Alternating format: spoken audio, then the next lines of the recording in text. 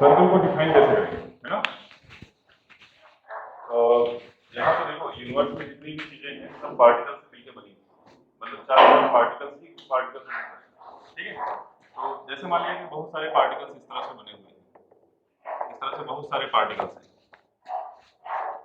बात को एकदम समझ में आ जाएगी, ये पार्टिकल्स है, ठीक। अब उसमें क्या किया गया कि एक फिक्स पॉइंट ले लिया गया, ये क्या किया गया, एक फिक्स पॉइंट ले लिया गया, ठीक है।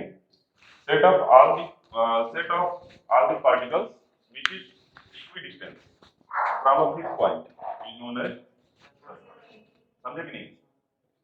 set of all the particles मतलब ऐसे particles का सेट जो किसी एक फिक्स पॉइंट से इक्विडिस्टेंस पे हो, उसको क्या बोलते हैं, सर्कल। जैसे मान लिया हमारा फिक्स पॉइंट हो गया, अब यहाँ पे हम कोई एक फिक्स डिस्टेंस ले लिया, मान लो हमने ले लिया ए वाली डिस्टेंस, मान लिया कितना ले लिया 5 सेंटीमीटर। अब 5 सेंटीमीटर के अंदर मतलब यहाँ से भी 5 सेंटीमीटर, यहाँ से भी 5 सेंटीमीटर, है ना, यहाँ से 5 सेंटीमीटर पे जो भी मिलेगा पार्टिकल, यहाँ पे पार्टिकल मिलेगा, एक यहाँ मिलेगा, इस तरह से मिलता चला जाएगा कि नहीं। तो इस तरह से जो भी सेट बनेगा वो क्या कहलाएगा, सर्कल, समझे कि नहीं। मतलब ऐसे पार्टिकल्स का मूवमेंट जो एक फिक्स पॉइंट पे क्या हो, इक्विडिस्टेंस पे हो, पर्टिकुलर डिस्टेंस पे हो, उसको बोलते हैं सर्कल। बात समझ में आ गई। अब यहाँ से जो फिक्स पॉइंट से इस पार्टिकल के बीच का जो डिस्टेंस हुआ इसको क्या बोला गया, रेडियस का नाम दिया गया, ठीक है। इसको क्या बोलते हैं, रेडियस बोलते हैं। तो अब एक ही चीज करके समझते हैं, बिल्कुल समझ में आ गई। कोई पूछेगा तो बता दो। तो गोला होता है, सर्कल गोला होता है, नहीं गोला तो होता ही है। तो हमने क्या कहा कि एक फिक्स पॉइंट है, एक फिक्स पॉइंट को बोल दिया गया सेंटर। ऐसा क्यों बोला गया, क्योंकि ये बीच में होता है, ठीक है। इसको बोल दिया गया सेंटर, सेंटर को सपोज किया ओ से दिखा दिया, एक पार्टिकल एक पॉइंट है पी, इसके बीच की डिस्टेंस को बोल दिया गया रेडियस बोल दिया गया, ठीक है। इसको हम लोग आर से दिखाने लगते हैं कि इसका डिनोट करने के लिए कुछ चाहिए, हर जगह पे रेडियस थोड़ी आर से लिखेंगे, बात समझ आ रही है कि नहीं। अब उसके बाद ये क्या करेगा, अब देखो सारी चीजें इसमें बता देंगे, अब इसको इधर भी मिला देंगे, डिस्टेंस तो सेम, यहाँ से यहाँ तक भी आर है ना, इस पूरी डिस्टेंस को बोलेंगे डायमीटर। डायमीटर एक ऐसा लाइन होता है जो सेंटर से होकर के पास करता है, उसको क्या बोलते हैं, डायमीटर, ठीक है। तो डायमीटर की अगर बात करेंगे तो क्या होगा, देखो यहाँ से यहाँ तक डायमीटर है ना पूरा, यहाँ से यहाँ तक, तो आर प्लस आर हो जाएगा कि नहीं, आर प्लस आर, तो डी इक्वल कितना हो जाएगा 2r। तो आर की बात अगर करेंगे तो d अपॉन 2 मिलता है। रेडियस हमेशा क्या होता है, डायमीटर का आधा होता है, पहली बात समझ आ गई। अब देखो दूसरी चीज यहाँ पे समझ में आती है कि कोई भी चीज जैसे होता है तो उसको क्या करते हैं, उसका हमें पेरीमीटर निकालना पड़ता है। तो यहाँ पे हम लोग सर्कमफ्रेंस की बात करेंगे। सर्कमफ्रेंस का मतलब इसके चारों तरफ पेरीमीटर ही होता है एक तरह से, तो यहाँ पे एंगल से रिलेट करते हैं, इसलिए सर्कम का नाम दे देते हैं, ठीक है। अब जैसे मान लिया ये पॉइंट है, जल्दी से समझ लेते हैं क्योंकि ये हमारा टॉपिक नहीं है, ये तो सर्कल के बारे में थोड़ा सा बता देते हैं, ठीक है। ये पॉइंट है, ये हमारा रेडियस हो गया, है ना, यही तो मूव कर रहा है चारों तरफ, ये पॉइंट मूव इस तरह से करता चला जाएगा, चारों तरफ पूरा मूव करेगा, ठीक है। तो कुछ ना कुछ एंगल रोटेट करेगा, कितना रोटेट करेगा, मतलब यहाँ से चला और कहाँ तक पहुंचा, फिर से वापस यहाँ पे आ गया, ठीक है। तो कितना एंगल चला, 360 डिग्री, ठीक है। और पाई का मतलब होता है 180 डिग्री, ठीक है। तो 360 को लिख सकते हैं 2 इंटू 180, लिख सकते हैं कि नहीं, यानी 2 इंटू पाई होगा, 180 को क्या बोलते हैं, पाई, तो 2 पाई हो गया। और किस डिस्टेंस के हिसाब से चल रहा था, आर, तो आर का मल्टीप्लाई कर देंगे, ठीक है, तो बन जाएगा सर्कमफ्रेंस। तो सर्कमफ्रेंस सी इक्वल टू कितना हो जाएगा, 2 पाई आर। इतनी बात समझ में आ गई। अब उसके बाद बात आती है एरिया, है ना, एरिया कैसे रिलेट करेंगे। तो अगर मान लिया कि हमने इसी पॉइंट से, इस पॉइंट से हमने क्या किया, इसको कट कर दिया, मान लो कैंची से इसको कट कर दिया, है ना। तो जब कट करके इसको सीधा कर देंगे तो कुछ ऐसा बन जाएगा कि नहीं। तो ये लेंथ कितनी होगी, 2 पाई आर होगी, लेंथ कितनी होगी, 2 पाई आर होगी। अब इससे हमने बना दिया एक, मान लो क्या बना दिया, कोई एक बॉक्स बना देते हैं, इसको मोड़ करके बॉक्स बना दिया, जिसकी लेंथ कर देते हैं पाई आर और इसकी ब्रेथ कर देते हैं आर, ठीक है। टोटल हो जाएगा ना, लेंथ कर देते हैं पाई आर और ब्रेथ कर देते हैं आर, तो इससे जो एरिया मिला कितना मिला, पाई आर स्क्वायर, इसीलिए इसका एरिया बोल देते हैं पाई आर स्क्वायर। फिलहाल तो इसको याद रखना, फॉर्मूले अभी काम में आने वाले। अभी देखना जो सेक्टर और सेगमेंट पढ़ाएंगे, सेक्टर और सेगमेंट है उसी से रिलेटेड पूरी चीजें कुछ ट्रिक्स भी बताएंगे, ठीक है। तो सेक्टर और सेगमेंट जब पढ़ाएंगे तो इन सब चीजों का इस्तेमाल होगा। मेन किसका इस्तेमाल होगा, इसका सरकमफ्रेंस का और इसके एरिया का, दो चीजों के बारे में यहाँ पे बात होगी, ठीक है। अब उसके बाद बात आती है क्या होगा, सर्कल का आर्म, ठीक है। तो कुछ ऐसा होगा, ये होगा सेमी सर्कल, बातें मत करो। ये क्या है हमारा रेडियस है। तो सेमी सर्कल का अगर हम लोग एरिया निकालेंगे तो पूरे सर्कल का एरिया कितना था, पाई आर स्क्वायर, तो सेमी का कितना हो जाएगा, पाई, ठीक है। एरिया ऑफ सेमी सर्कल हो जाएगा पाई आर स्क्वायर अपॉन 2। सर्कमफ्रेंस की अगर बात करेंगे, अब यही पे हो जाती है दिक्कत, सर्कमफ्रेंस कितना होगा, पाई आर होगा, क्योंकि बिल्कुल गलत है, ठीक है। वही तो बता रहे हैं सर्कमफ्रेंस में कोई दिक्कत है, अदरवाइज मैं इसको बताता क्यों, ठीक है। एरिया का तो ठीक है कि आधा हो गया पार्ट, तो एरिया पाई आर स्क्वायर था तो उसको 2 से डिवाइड किया, एरिया तो आ गया। सर्कमफ्रेंस की समस्या है, सर्कमफ्रेंस में देखो क्या दिक्कत है, सर्कमफ्रेंस ये बोला जाता है कि बाहर पार्ट जितनी लेंथ हो वो होता है आपका सर्कमफ्रेंस, होता है कि नहीं। तो अब यहां से अगर हम लोग चलेंगे और यहां तक आएंगे ये चारों तरफ, तो ये तो होगा पाई आर, होगा कि नहीं, हाँ होगा कि नहीं। अब ये वाली लेंथ का गैप गैप रखोगे, अगर ये होगा ही तो कहेगा सेमी सर्कल, है कि नहीं। तो ये वाला भी तो होगा, तो r प्लस आर, आर इधर प्लस आर इधर, तो सेमी सर्कल मिल गया पाई आर प्लस 2r, ठीक है। ये आएगा 1 मार्क्स, जब कंपटीशन दोगे तो वहां पे आएगा, अभी नहीं आएगा, ठीक है। वहां पे आएगा सेमी सर्कल का सर्कमफ्रेंस, और एक ऑप्शन उसमें रहेगा पाई, जिसको टिक करके चले जाओगे वो माइनस हो जाएगा, ठीक है। तो यहाँ से कितना आ गया, r कॉमन हो जाएगा, पाई प्लस 2 हमारा आंसर हो जाएगा, r कॉमन हो जाएगा, पाई प्लस 2 आंसर। ये हो गया सर्कमफ्रेंस, एरिया हो गया, और इससे ज्यादा कुछ होता नहीं इसमें। चलिए कोई बात नहीं, देखो बच्चे जो है परेशान करने के लिए पैदा होते हैं, ठीक है। घर पे रहेंगे तो माँ बाप को परेशान करेंगे, स्कूल में जाएंगे टीचर्स को परेशान करेंगे, और उसके बाद रिलेशन में जाएंगे तो मोहल्ले वालों को परेशान करेंगे, होते ही ऐसे। ये है सर्कल ना, ये हो गया सेंटर। इसमें क्वार्टर सर्कल की बात करेंगे तो ये वाला हिस्सा है, ठीक है। तो क्वार्टर सर्कल कौन सा हुआ, इस तरह से,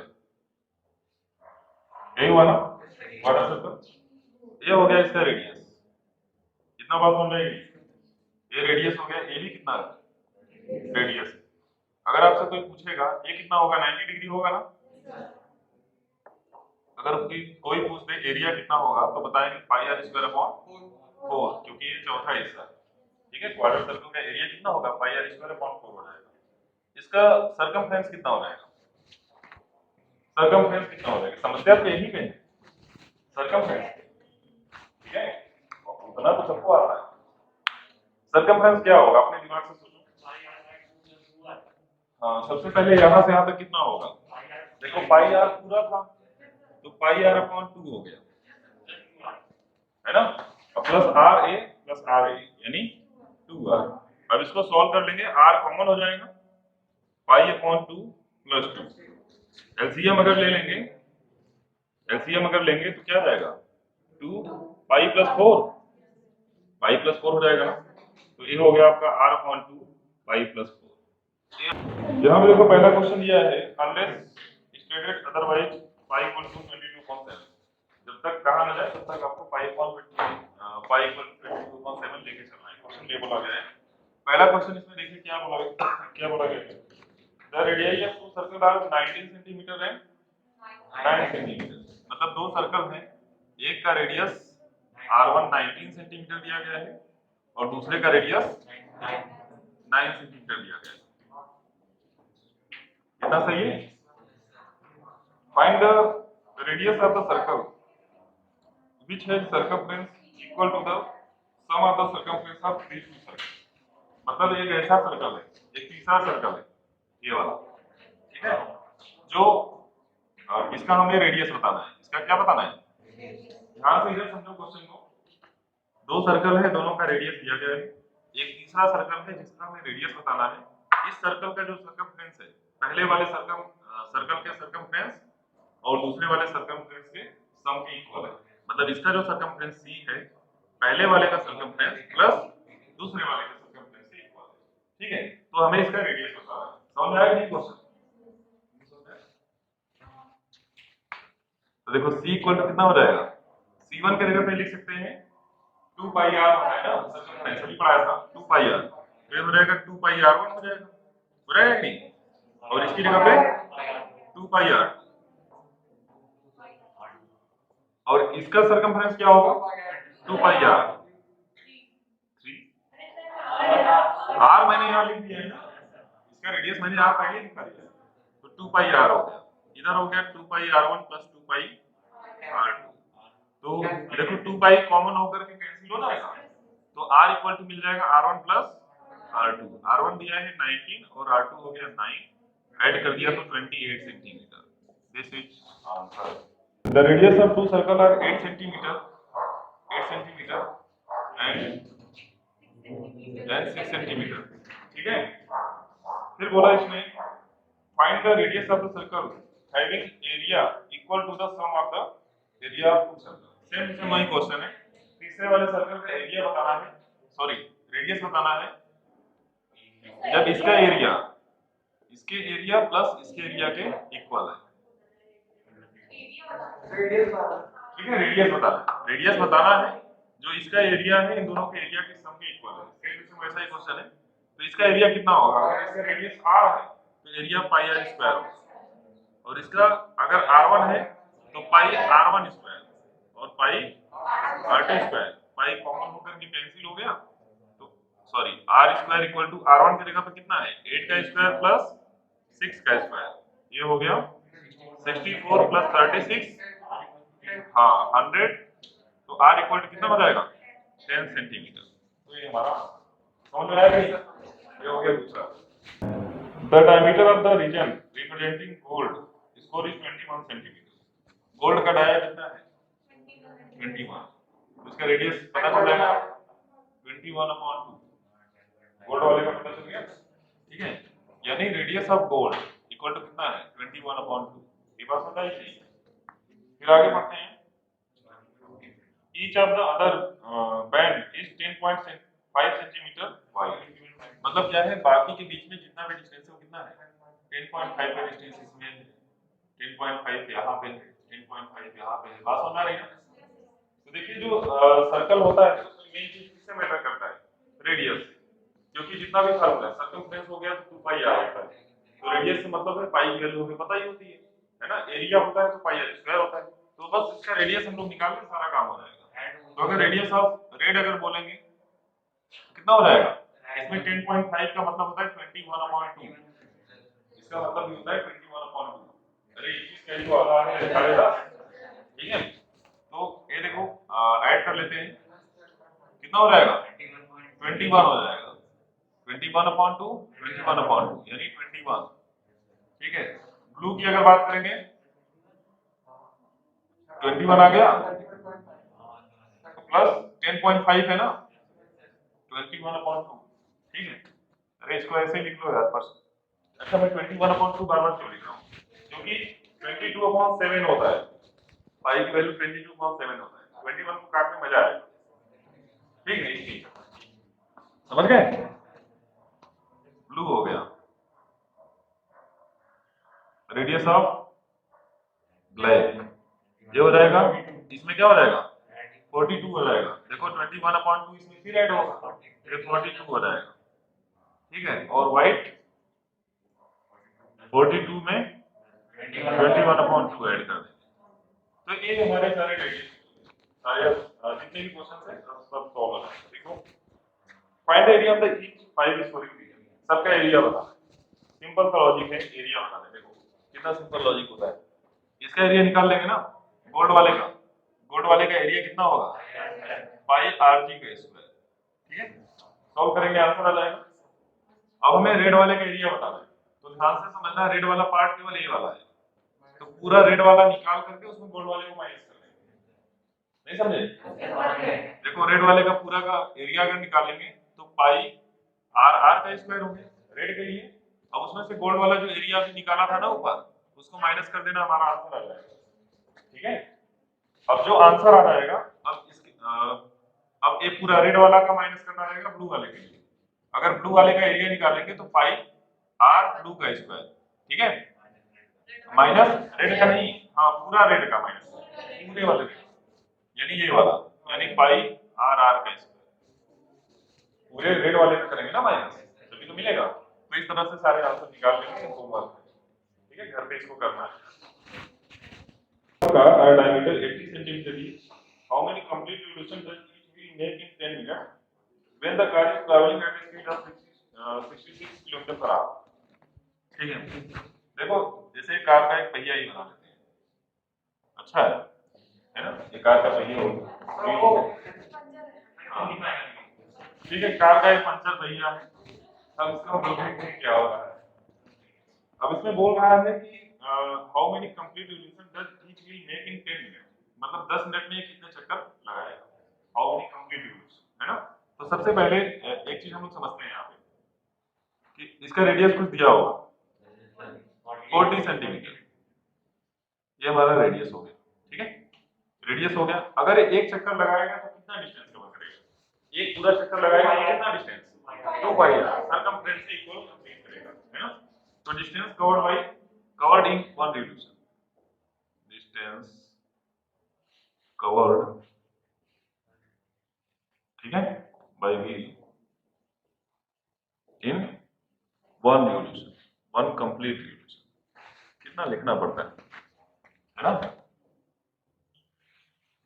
ऐसे ही एग्जाम में लिखोगे इसलिए बता, कितना हो जाएगा 2 पाई आर, तो 2 पाई की जगह पे क्या रखें,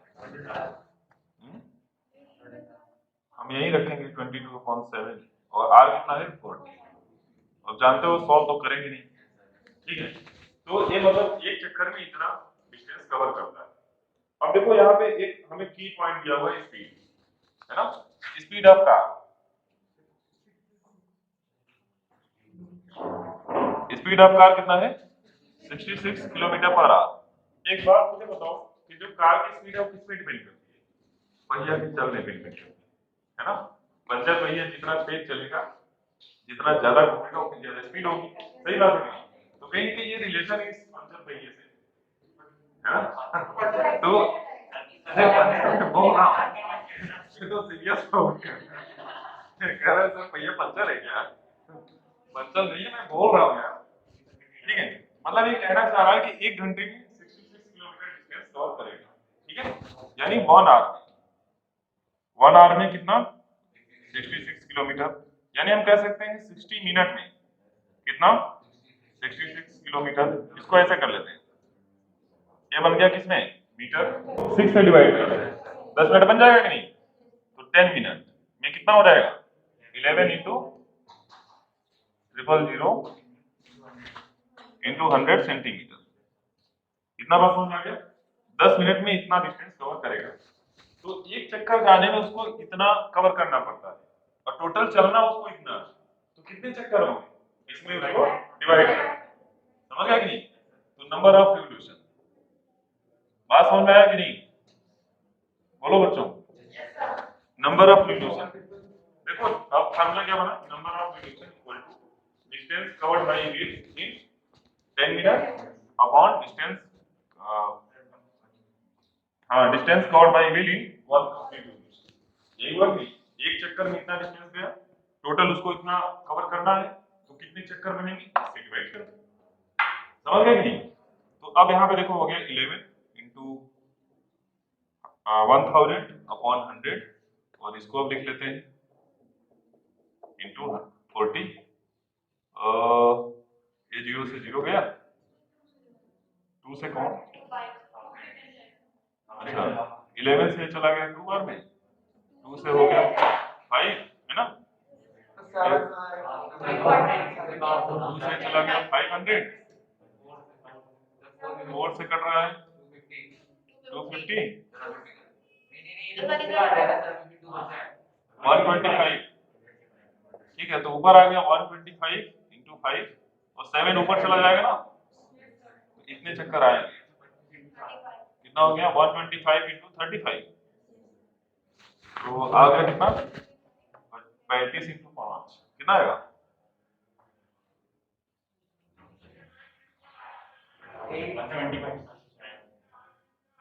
कितना आ जाएगा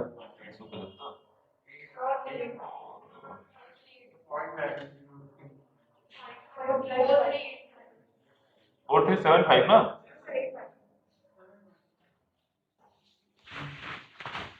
क्वेश्चन में देखो कुछ नहीं था, सारा खेल पंचर पहिए का था ना। एक चक्कर में कितना डिस्टेंस कवर किया ये निकाल लेना है, 10 मिनट में कितना डिस्टेंस कवर किया वो स्पीड से पता चल जाएगा, क्योंकि 1 घंटे में बता रहा है कितना डिस्टेंस, तो 10 मिनट में कितना निकाल लेंगे। सीधे सीधे इसको एक चक्कर वाले से डिवाइड कर देंगे आसान है। जैसे सर्कल हो गया है ना, मान लो कल्याणपुर हो गया, कल्याणपुर का सेक्टर नंबर 9 है, देखो ये इसको बोलते हैं सेक्टर। क्या बोलते हैं सेक्टर का मतलब समझ गए ना, कल्याणपुर का एक छोटा सा, ठीक है। तो इसके लिए इसका नाम बन गया माइनर सेक्टर। क्या बन गया माइनर सेक्टर। और जो बड़ा वाला पार्ट है इसका मेजर सेक्टर।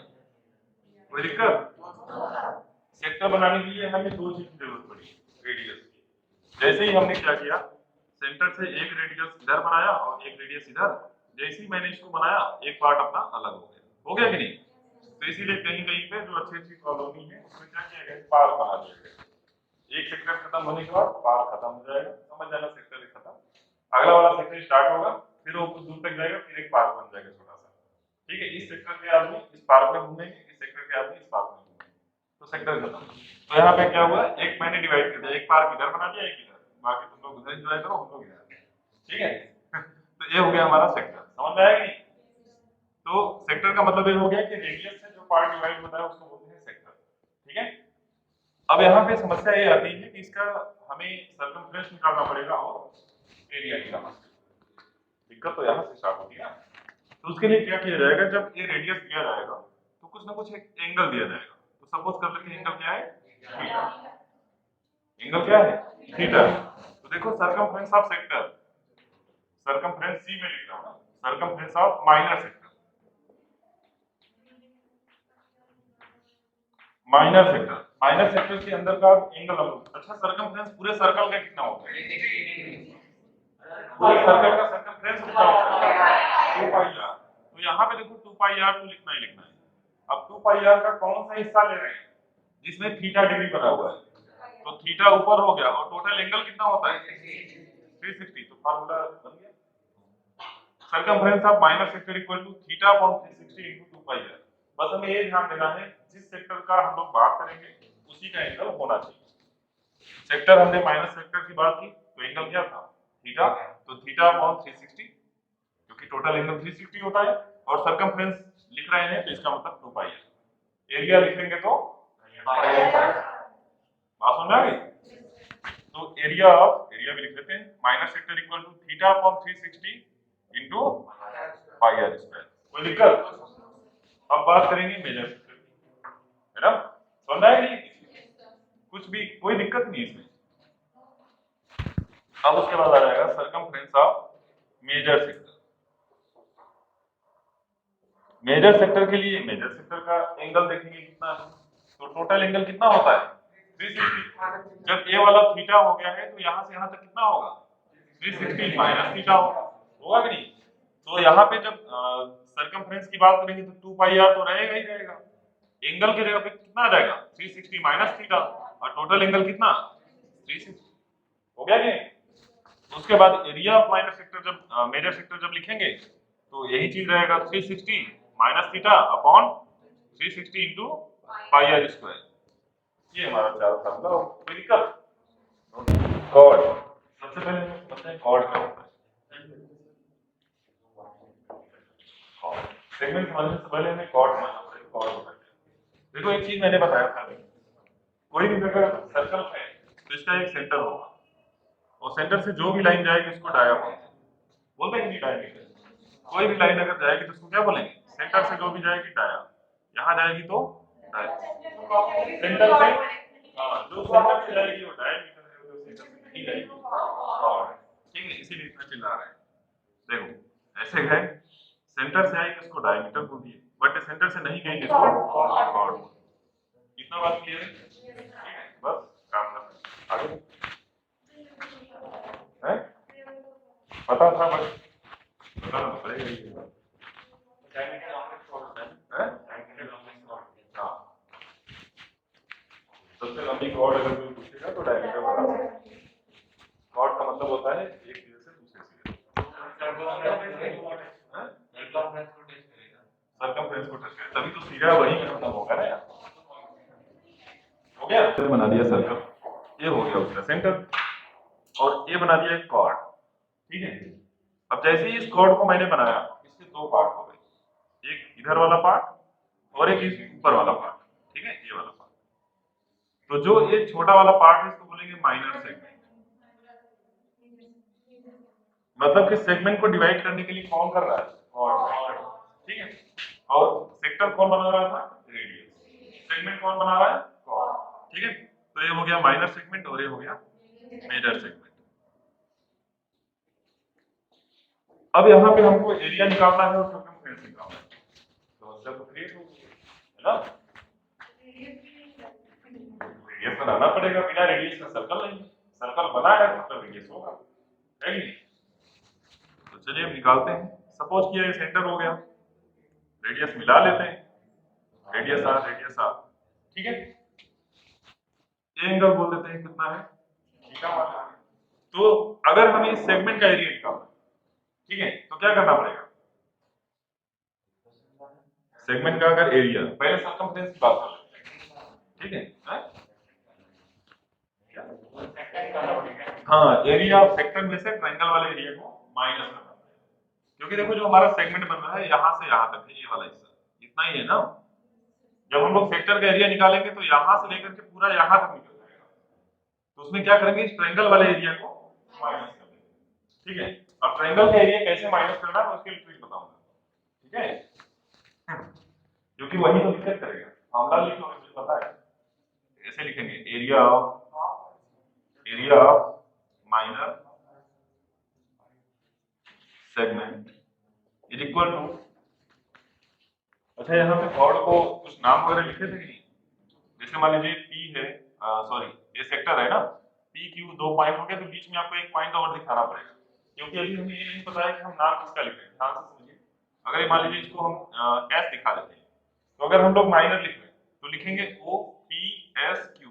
अच्छा, ऐसा क्यों लिख रहे हैं, क्योंकि अगर हम केवल पी क्यू लिखेंगे और बोलेंगे ओ पी क्यू, तो ये भी तो हो सकता है ओ पी क्यू। ठीक है, तो मतलब एक ही नाम दोनों का हो जाएगा, तो हमें एक बीच में पॉइंट दिखाना पड़ेगा। तो हम बोलेंगे अगर माइनर सेक्टर की बात करेंगे तो लिखेंगे ओ पी एस क्यू, तो माइनर सेक्टर के लिए क्या आ गया, ओ पी एस क्यू। बात समझ आई। अब उसके बाद मेजर सेक्टर की बात करेंगे तो यहाँ पे एस टी मान लेते हैं, तो ओ पी टी क्यू, है ना।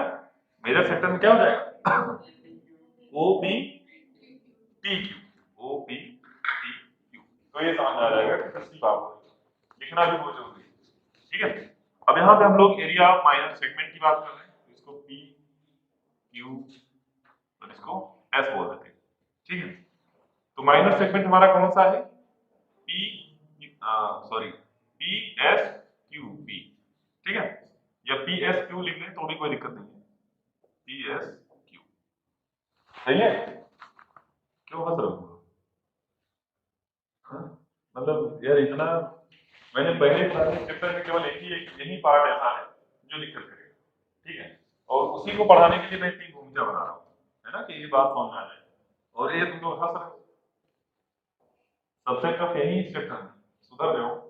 ठीक है, आता कुछ नहीं है और आएगा भी कुछ नहीं। देखो तो लाइफ में दो ही चीज होगी, या तो आएगा या तो नहीं आएगा। आता तो है नहीं, आएगा है नहीं। अगर यही सब करोगे तो बड़ी दिक्कत हो जाएगी। तो ये इतनी ठंडी में क्यों आए, सीख लो थोड़ा, पढ़ो, हमें का शौक लगा हुआ है। कौन सा है, तुम मुझे पैसे थोड़ी दोगे, पैसे दोगे खाने का, है ना। 1 घंटे का अगर 200 रुपए भी दोगे तो इतने लोग कितने रुपए हो, तो 200 रुपए के नीचे में पढ़ाता ही नहीं। अगर मान लो मैं 30 दिन ट्यूशन पढ़ाता हूँ तो 4,500 रुपये फीस है, तो अगर उसको जोड़ोगे तो 220 रुपये एक दिन का पढ़ना है, 1 घंटे का। ठीक है, तो उसके नीचे मैं पढ़ाता ही नहीं। तो तो ऐसा काम क्यों कर रहे हो? यहाँ लोग पढ़ने के लिए परेशान है, फोन करते हैं, अब तुम जो है पढ़ाया जा रहा है फ्री में, तो बस enjoy। अरे शुरुआत से बता रहे हैं यही है, बस इसके अलावा कुछ नहीं है, यही नहीं आएगा, यही एग्जाम में आएगा 100%। 4 नंबर का आएगा या 6 नंबर का जो मैक्सिमम होगा यही आएगा, देख लेना। और तुम एरिया नहीं कर पाओगे, गारंटी है मुझे, ठीक है? क्योंकि अभी एक चीज से डिपेंड ही नहीं कर रहा ना, जैसे ही ये एंगल एंगल चेंज होगा एरिया चेंज हो जाएगा, ठीक है? तभी तो बता रहे हैं कि इसके लिए ट्रिक बताएंगे। पढ़ लो, नहीं पढ़ोगे तो क्या लेके जाओगे? Area of minor segment PSQ, इस वाले सेगमेंट की हम लोग बात कर रहे हैं। तो एरिया जब हम लोग इसका निकालेंगे तो area of sector minus area of triangle, सही बात है कि नहीं? देखो सेगमेंट का हमें निकालना है यहाँ से यहाँ तक, सेक्टर का एरिया जब निकालेंगे आप तो यहाँ से लेकर के ऐसे ये वाला पूरा एरिया हो जाएगा, तो उसमें से एक ट्रायंगल वाले को हटा दें तो यही बचेगा कि नहीं? बस यही तो हमें चाहिए। तो लिखेंगे area of sector, area of sector, नाम लिख लेंगे उसका, सेक्टर का OPSQ। देखो OPSQ सेक्टर का एरिया हो गया, minus area of triangle, minus area of triangle क्या है? OPQ, इसका एरिया निकालना है, ठीक है? तो सेक्टर का एरिया का फार्मूले के लिए आपने पढ़ा है theta upon 360 into pi r square, इसका एरिया तो आपने पढ़ा है ना, कितना? Theta upon 360 into pi r square, minus करना है इस वाले ट्रायंगल का एरिया। अब इसी के लिए मैं बताने वाला हूं कि क्या कर सकते हैं, ठीक है? इसी के लिए मैं ट्रिक बताऊंगा, तो इसको बस अभी लिख के चलो, फिर समझ में आ जाएगा है? क्या half into base into height, यही होता है ना? और उससे निकलेगा नहीं क्योंकि यहाँ पे बेस है ना हाइट है, ठीक है? तो ऐसे नहीं निकलेगा, ऐसे नहीं निकलेगा ना, लिखा है कि डायरेक्ट लिख लें, प्रूव करके दिखाए ना, तो मजा तभी आता है जब थोड़ा सा लगे कि हाँ कुछ है कि नहीं? चलो अभी इसको लिख लो फिर बताते हैं, उसको अलग से ही बताते हैं, एरिया ऑफ ट्रायंगल OPQ। समस्या देखो बस यही क्या है, फार्मूला लिखो, मुझे पता है फार्मूला तो आ जाएगा। अब उसके बाद अगर इसके अगर हम लोग सेगमेंट की अगर बात करेंगे तो सेगमेंट क्या होगा? अरे सॉरी, सर्कमफ्रेंस, सर्कमफ्रेंस अगर निकालना चाहे तो निकाल सकते हैं, नहीं निकाल सकते। तो क्या कर रहे थे, अगर हम लोग यहाँ से यहाँ तक निकालना चाहे, बात तो मैं ध्यान से समझना, अगर मान लो क्वेश्चन ये पूछ लिया कि सर्कमफ्रेंस ऑफ माइनर क्या सेगमेंट है ना, minor segment, circumference of minor segment, तब क्या होगा?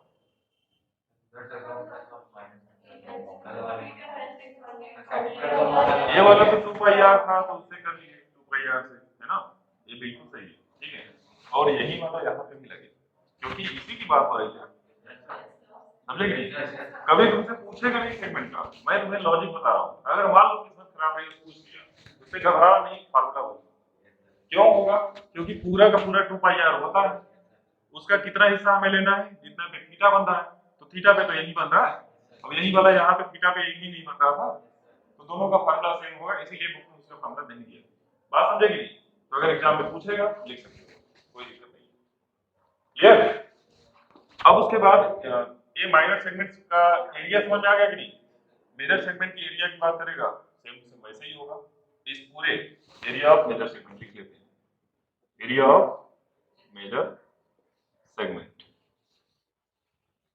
Total area, total area minus area of minor segment, बोलो हो जाएगा कि नहीं? टोटल एरिया अगर आप देखेंगे तो पाई आर स्क्वायर होता है और इसका एरिया अभी आपने निकाला, यानी हर कंडीशन में हमको फार्मूला माइनर सेगमेंट का लगाना, और माइनर सेगमेंट का एरिया जब आप निकाल लेंगे तो टोटल एरिया में से इस वाले माइनर को हटा देंगे तो ये बड़े वाले का निकल जाएगा एरिया। समझ गए कि? मतलब कॉन्सेप्ट किसके लिए सीखना है? माइनर सेगमेंट के लिए। अब उसका बताते हैं ट्रायंगल का एरिया, इसको नोट करिए, area of triangle, area of triangle की बात, ठीक है? अब ध्यान से समझना, पहली कंडीशन होगी ये कितना होगा 60 डिग्री, ठीक है? पहली कंडीशन होगी कितना होगा 60 डिग्री, तो ये भी रेडियस है ना, ये भी रेडियस है, यही तो होता है, ट्रायंगल की बात नहीं कर रहा हूं, अरे सर्कल की, सर्कल में ध्यान देना, ये सर्कल ये बना हुआ है, तुम्हें दिखाई नहीं दे रहा है, ठीक है? अच्छा बना रहे, समझ गए ना? केवल क्योंकि मैंने बोला था ना केवल ट्रायंगल की बात करेंगे, तो ये आर है, ये आर है, अगर ये 60 डिग्री है तो इसके सामने का एंगल और इसके सामने का एंगल सेम होगा क्योंकि दोनों की साइड इक्वल है ना? तो दोनों एंगल कितने कितने होंगे? 60 60। कैसे? क्योंकि ये 60 ये हो गया, तो टोटल कितना बच गया? 120, क्योंकि तीनों का सम होता है 180, तो 120 बच गया, तो आधा आधा डिवाइड हो जाएगा क्योंकि दोनों को सेम रखना है, तो ये भी 60 हो गया और ये भी 60 हो गया। इतना क्लियर है? तो इसका मतलब ये बन गया इक्विलेटरल ट्रायंगल, और इसका एरिया हम लोग जानते हैं कितना, √3/4 इंटू साइड का स्क्वायर, ठीक है? तो लोग बोलते हैं कि इसको लगाते हैं, ये भी नहीं पता था, कब सुधरोगे तुम लोग, मतलब अब तो सुधर गए हो, नहीं पता था? अच्छा चलो, इक्विलेटरल ट्रायंगल का एरिया होता है, मैं इक्विलेटरल ट्रायंगल के बारे में बता देता हूँ, इसको नोट कर लेना। इक्विलेटरल ट्रायंगल ऐसा ट्रायंगल होता है, सबसे कमाल का ट्रायंगल होता है ना? क्योंकि इसमें बहुत सारे क्वेश्चन बनते हैं, इसके सारे एंगल सेम होते हैं, जितनी साइड्स होती हैं सबकी सब सेम होती हैं, ठीक है? इसका जो पेरीमीटर होता है a + a + a 3a होता है, इसका एरिया याद रखना, इसकी देखो हाइट पहले याद रखना, हाइट जब इसको आप सॉल्व करेंगे तो √3/2a होता है, कितना होता है? √3/2a, तो हाइट होता है √3/2a, एकदम याद रखे सब चीजें माइंड में। इसका एरिया होता है half into base into height, ठीक है? तो हाफ बेस कितना है? a है, यहां से आता है, और हाइट कितनी है? √3/2a। जब इसको आप सॉल्व करेंगे तो 1/√3/4 सॉरी √3/4a² मिलेगा कि नहीं? तो ये तीन चीजें याद रखनी चाहिए इसमें, पेरीमीटर, हाइट, एरिया, ये तीनों याद रहना चाहिए इसका, ठीक है? हमेशा याद रहना चाहिए, चाहे जैसे ही। अब इसको माइंड में याद रखना, प्रूव करना चाहो तो भी करवा सकते हैं, कोई बड़ी चीज नहीं है, ठीक है? अभी इसके लिए भी मैं तोड़ दे ही रहा हूँ, क्यों बताऊँ, है ना? अभी सब बताते हैं कि 60 रहेगा तो समझ लेना इक्विलेटरल ट्रायंगल बनेगा, क्योंकि दोनों रेडियस सेम है तो एंगल सेम होगा, तो इक्विलेटरल बनेगा, तो उसका मतलब एरिया ये होता है, ठीक है? ये सब भूल जाएंगे, हैं? अभी ये दिखेगा नहीं, वैसे इक्वल होंगे, हाँ ये दोनों एंगल ना, ये तो इक्वल ही होंगे, बट ये डिपेंड करता है ना ये कितना है। अगर ये 60 होगा तभी ये 60 होगा, ये 90 होगा तो ये 45 होने लगेंगे, ठीक है?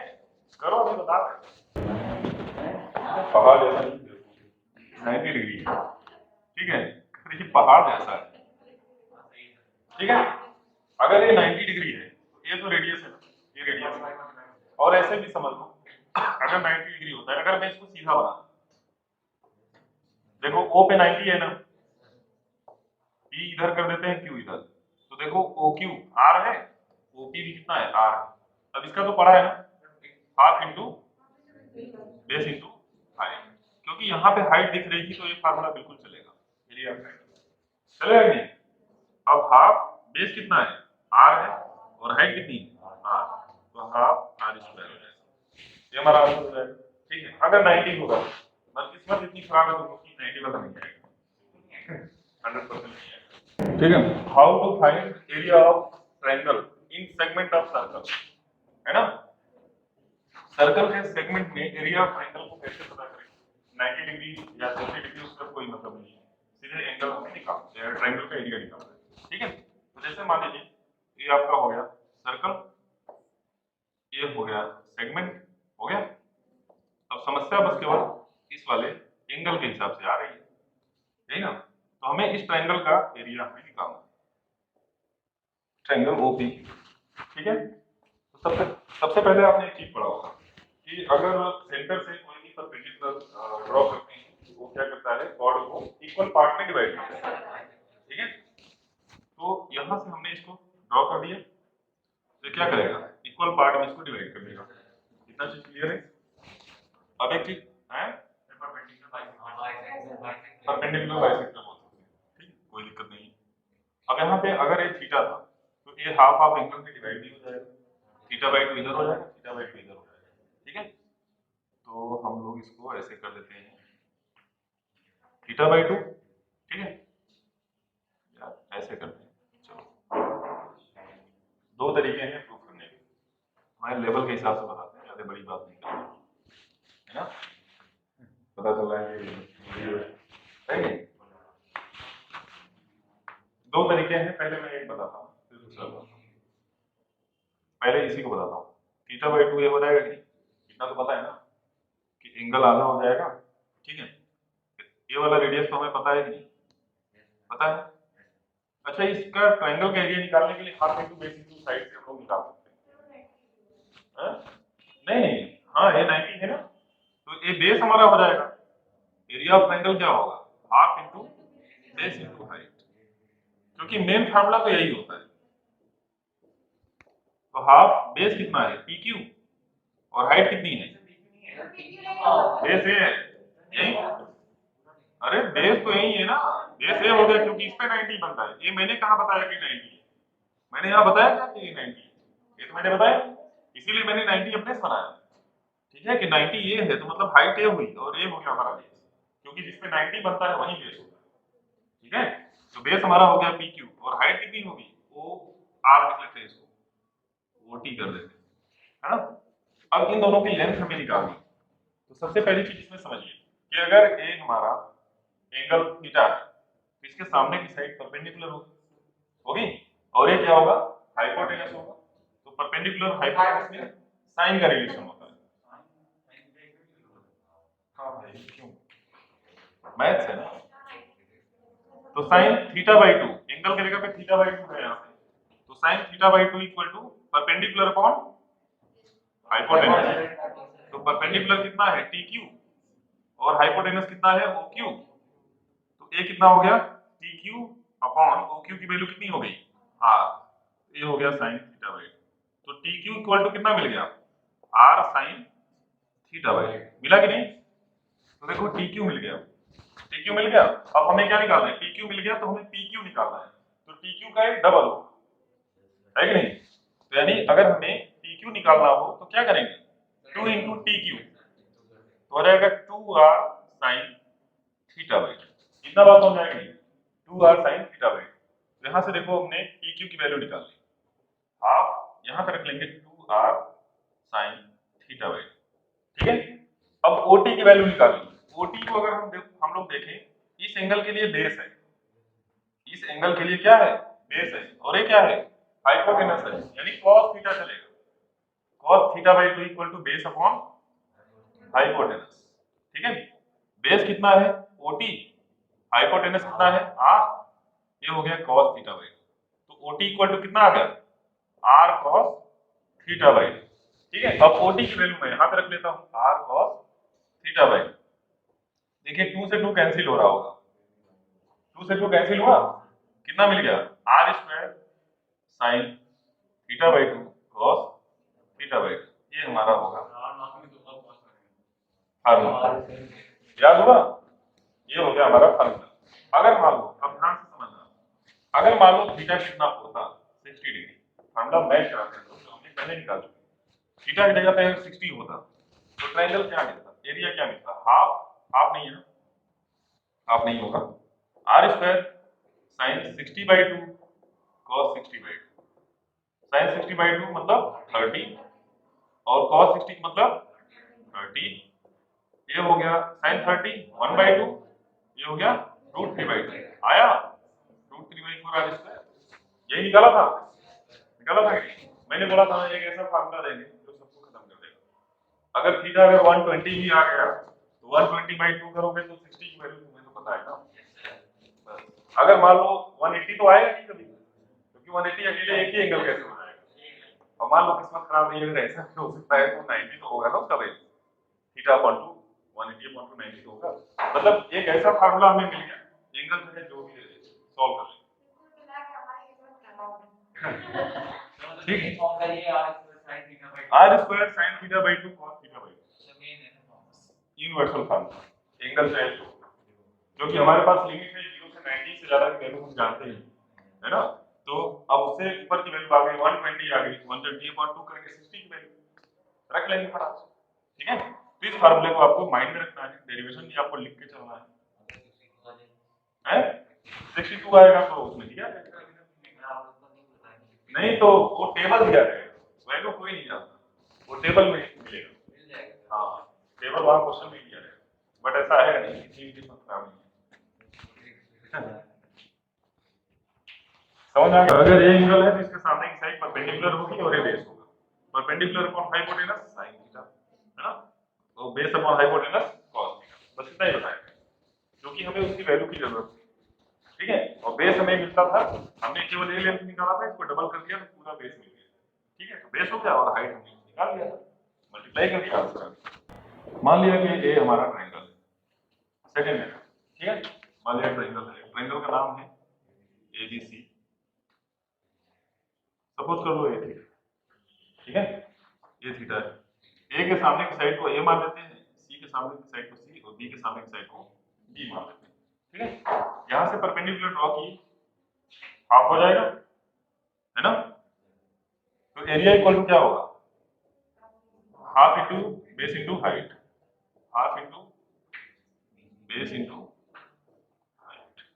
ठीक है, हाफ पता है, बेस ए है, हाइट हमको निकालना है, बेस ए है ना, अगर हमने यहाँ परपेंडिकुलर कर दिया है तो बेस हमारा ए है। ठीक है, बात को समझना, मतलब ये दूसरे तरीके से है, बट बात एक ही है, आंसर तो एक ही आएगा ना। अब हमें क्या निकालना है, हाइट, हाइट हमारी ये यहाँ से यहाँ तक मान लेते हैं ए है। ठीक है, इस एंगल के लिए परपेंडिकुलर है और ये क्या है, हाइपोटेनस है, तो साइन थीटा हम लोग लेके चल सकते हैं, परपेंडिकुलर अपॉन हाइपो, देख सकते हैं नहीं? तो साइन थीटा की अगर बात करें तो परपेंडिकुलर का मतलब एम हो गया और हाइपो का मतलब बी हो गया, तो एम इक्वल टू क्या मिल गया, बी साइन थीटा, यानी हमें हाइट मिल चुकी है यहाँ, तो यहाँ पे हम लोग हाइट की जगह पे बी साइन थीटा लिख सकते हैं, तो हमारा आंसर क्या आ गया, half A B sine theta. ठीक है, half A B sine theta. अब ध्यान से समझना, अगर एंगल यहाँ पे था, ध्यान से समझना, अगर एंगल यहाँ पे था तो इसके साथ वाली साइड इसके साथ मल्टीप्लाई होगी, है कि नहीं? फिर उसके साथ क्या लग रहा था, उसके बीच का एंगल, समझे कि नहीं? अब देखो तीन केस यहाँ बनेगा, अगर कोई भी ट्रायंगल, दुनिया में कोई भी ट्रायंगल हो, अगर ये मान लो थीटा है, अगर ये मानते हैं ए बी है तो इधर बी कर लेते हैं, ए सी है तो इधर सी कर लेते हैं, ठीक है, उल्टा कर दिए, चलो तुम्हें तकलीफ ना हो इसलिए बी इसको कर देते हैं, इसको सी कर देते हैं, उससे कोई फर्क नहीं पड़ता, बी के लिए बी कर दिया। तो अगर ये थीटा है और इसके साथ बस साइड देखो, बस क्या देखो, साइड, मतलब जो एंगल है उसके वो किस साइड से मिलके बना है, तो देखो जो एरिया होगा, हाफ थीटा है तो साइन थीटा तो 100% रहेगा, तो ये किसके साथ बना है, ए बी के साथ। ठीक है, समझा? अगर मान लो अगर ये वाला एंगल हमें पता होता, मैंने क्या बोला था, सब समझ आ रहेगा, कोई डाउट ही नहीं रहेगा। अगर मान लो हमें ए वाला एंगल पता होता, थीटा, है ना, और ए होता है, ए सी होता है, ए बी होता, तो इसका एरिया क्या बनता, हाफ ए सी साइन थीटा, होता ही नहीं।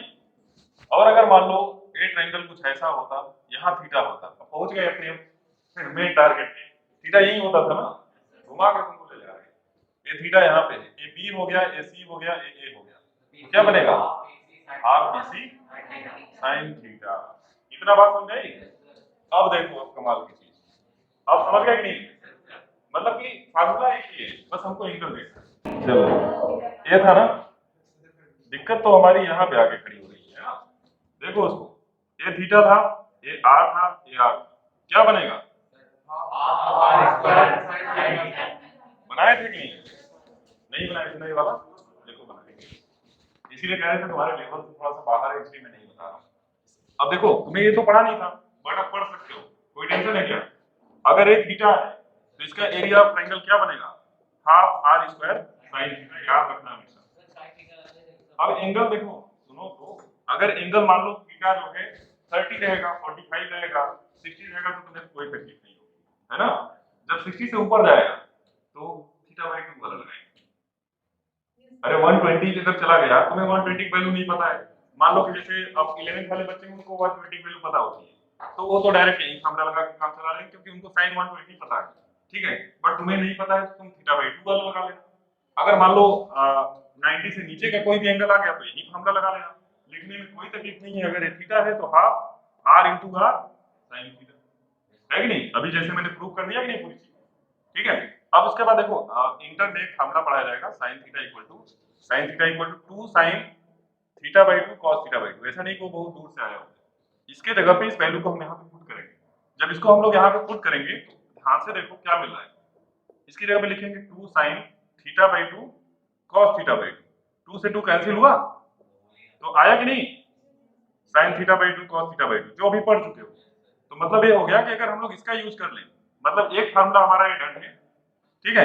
अगर एंगल ज्यादा आ गया तो दूसरा फार्मूला भी डन। कोई डाउट? समझ गए? नोट करो।